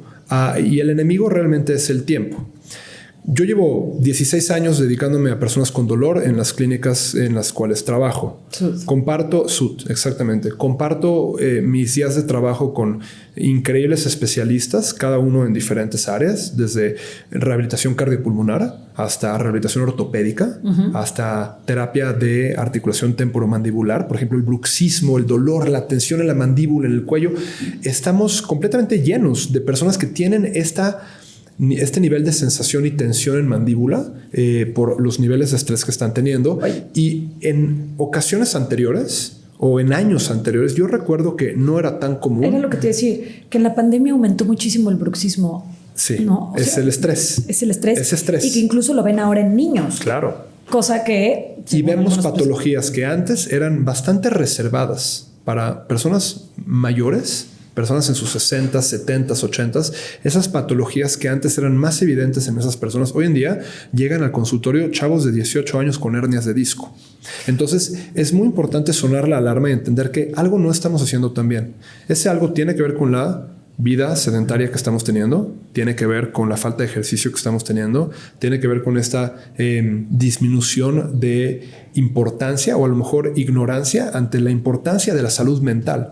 Todo esto en conjunto está haciendo una sociedad que no está teniendo el nivel de salud que merece tener. Y para ello es importante entender que nunca es tarde para empezar. Se puede cambiar, se puede llegar a incrementar los niveles de vida y últimamente poder alcanzar esa vida que estamos buscando. Y en gran medida está en nuestras manos, que ese es el mensaje final, me parece. En tu bio, y la voy a leer porque me dejó fría cuando entré a tu Instagram y ya había seguido tu contenido y todo, y como que uno nunca para en el bio, pero dice: aprende a optimizar tu cerebro y blindar tu cuerpo. Dame 3 tips. Este es el cierre que siempre dejamos, que se llama de la cama a los tenis. 3 cosas que tú podrías decir: esto va conjuntamente a optimizar tu cerebro y a blindar a tu cuerpo para el futuro, que además te va a traer pues disfrute hoy. Primero, duerme más. Okay. Cualquier persona que tiene algún tipo de conocimiento acerca de cómo funciona el cerebro va a exhortar a que las personas duerman más y prioricen su sueño. Número 1. Número 2. Fórrate de masa muscular. Empieza con 1 minuto al día o 2 minutos al día. Empieza haciendo un par de sentadillas. Empieza haciendo una caminata a la cuadra y progresivamente verlo incrementando. Y aunque sea incómodo, va a ser un factor sumamente impactante de manera positiva para tu salud a largo plazo. Y el tercero es: recuerda que somos un ser social. Es muy importante considerar las relaciones interpersonales. A mí me aterra la visión de la humanidad en 20, 30 años por no el concepto de masa muscular o dolor crónico o sedentarismo o todo lo que hablamos. Me aterra por el concepto de soledad. La soledad, y esto es un tema para todo otro episodio y hasta para un curso de universidad, pero la soledad está volviéndose cada vez un elemento más presente en nuestras sociedades, particularmente en edades avanzadas. Y hay muy pocas cosas que le hagan tanto daño al cerebro de un ser humano que la falta de interacción social. Somos animales sociales. Hay que tomar las herramientas y estrategias necesarias para enrobustecer nuestro grupo y nuestro círculo social, contacto con nuestra familia, contacto con nuestra pareja, contacto con 1 o 2 amigos. No se necesita ser la persona más amiguera del mundo, pero es importante mantener estas relaciones. Tienes toda la razón. Y esta parte se nos olvida de repente. Y lo platicaba con otro especialista y le decía: a veces cuando estamos tan centrados en cuidar nuestra salud y cuidar nuestros proyectos, empiezas a aislarte, como que la sociedad está diseñada ahora para eso. Y después de la pandemia, muchos sentimos como que hicimos una limpia, y hago comillas, en nuestra vida, ¿no? Entonces ya no había esto, pues fíjate que como que no necesitaba verlo, fulano, pues como que ya nunca volví a conectar, y empiezas a hacer tus círculos más pequeños, que no necesariamente eso es malo, pueden ser depurados, como empezamos esta plática, el depurar. Pero si esto entonces cada vez hace menos frecuentes la interacción, y que esto sucede a veces porque nos hemos vuelto intolerantes también, ¿no? Claro. ¿Para qué salgo con esta persona? Me aburre cuando me platica, me dice esto y ya no me gusta ni siquiera a su casa, su comida no está buena, y empiezas a dejar de socializar, el volvernos más tolerantes y el fortalecer eso, y a lo mejor haces todo bien, pero esta es la parte en la que tienes que trabajar y poner atención, y pues que te lleve a una vida que, como tú bien lo dijiste, disfrutes más, con un cerebro óptimo y un cuerpo pues blindado para el futuro para poder seguir haciéndolo. Correcto. Alan, es increíble platicar contigo. Cuando llegaste aquí decías, hemos hecho podcast de 3 horas, y ahora lo entiendo, tienes demasiada información y es alucinante, o sea, no te la quedes. Gracias por empezar a compartir esto en redes, por compartir esto en Fitlosofía, con una tribu de gente que busca cómo ser mejor y cómo cuidarse, y esperamos tenerte muy pronto. Va a ser un placer. Oye, ¿dónde te encontramos? Además de en tus clínicas Sud, ¿dónde más te podemos encontrar? En mis redes personales, que son de reciente apertura y en donde me comprometo a ser más diligente con mi presencia en ellas. Alan.abruch, como suena mi apellido. Ahí lo vamos a dejar en el podcast. Ahí, y también en las redes de la clínica, que son Sud México. SOOTH México, para cualquier persona que tenga algún tipo de dolor o alguna dolencia o quiera trabajar algún tema de salud en particular referente a dolor, nos pueden encontrar ahí y va a ser un gusto estar con ellos. Extraordinario. Y vamos a dejar ahí el link para que la gente pueda llegar directo. Pero además no te vayas sin platicarnos de este proyecto integral que es ambicioso e increíble en el que estás. Pues es que realmente son varios. Por supuesto que las clínicas son el motor principal porque es la manera en la que podemos trabajar uno a uno con pacientes que sufren de dolor crónico y verdaderamente poder armarlos con las herramientas para hacerle frente. La vida ha sido muy interesante últimamente porque he tenido el gusto de conectar con diferentes personas con una muy enorme profundidad y materia. Uno de estas personas, por ejemplo, es Javier Morodo, que además de ser una de las personas más listas que conozco y en temas de inversiones y educación financiera es verdaderamente un crack. Hemos tenido una serie de conversaciones que nos han llevado últimamente a desarrollar. Él ha desarrollado, yo me he sumado a su proyecto, esta conversación muy interesante de cómo reconceptualizar la riqueza. Y no nada más entender a la riqueza como cuántos ceros tienes en tu cuenta, sino cuánto tiempo y qué vitalidad y qué relaciones tienes para disfrutar esos ceros. Esa es la mayor inversión. La mayor riqueza es la salud. ¿Para qué quieres tener millones y millones si no la vas a poder disfrutar? ¿No? Y entonces con él pues obviamente hay un montón de información y un montón de contenido y estamos haciendo estos eventos que se llaman Wealth Mastery, realmente la maestría de la riqueza, entender a la riqueza como más allá del dinero, sino entender riqueza de salud, riqueza de paz mental, riqueza de relaciones personales, riqueza mucho más amplio en toda la expresión de la palabra. Y son eventos vivenciales de 3 días en donde hay una muy interesante serie de expertos para realmente despertar en las personas esta curiosidad. Y es un proyecto fantástico. No, me encanta que ahora ya hay acceso a esto. Sí. Y además que hay pioneros en nuestro país como tú que llevan años pasando la voz, pero que siento que ahora se están abriendo los oídos más que nunca, ¿no? ¿No lo sientes? Como que ya cada vez hay más gente interesada en esta nueva riqueza y me parece extraordinario. Y necesitamos a más. Estoy de acuerdo. Muchísimas gracias, de verdad, Alan. Gracias. Esperamos verte pronto acá. Y bueno, si te gustó este episodio y quieres más información como esta y especialistas que mejoren tu vida, no olvides seguirnos en Spotify, YouTube, Amazon y básicamente la plataforma en la que a ti te guste consumir este contenido, y suscríbete, que eso es lo que nos sirve. Si la información que escuchaste te pareció útil y quieres que siga estudiando y resumiéndote cosas para que puedas tener más autoconocimiento, no olvides suscribirte, darme like y seguirme en la plataforma que estés escuchando esto.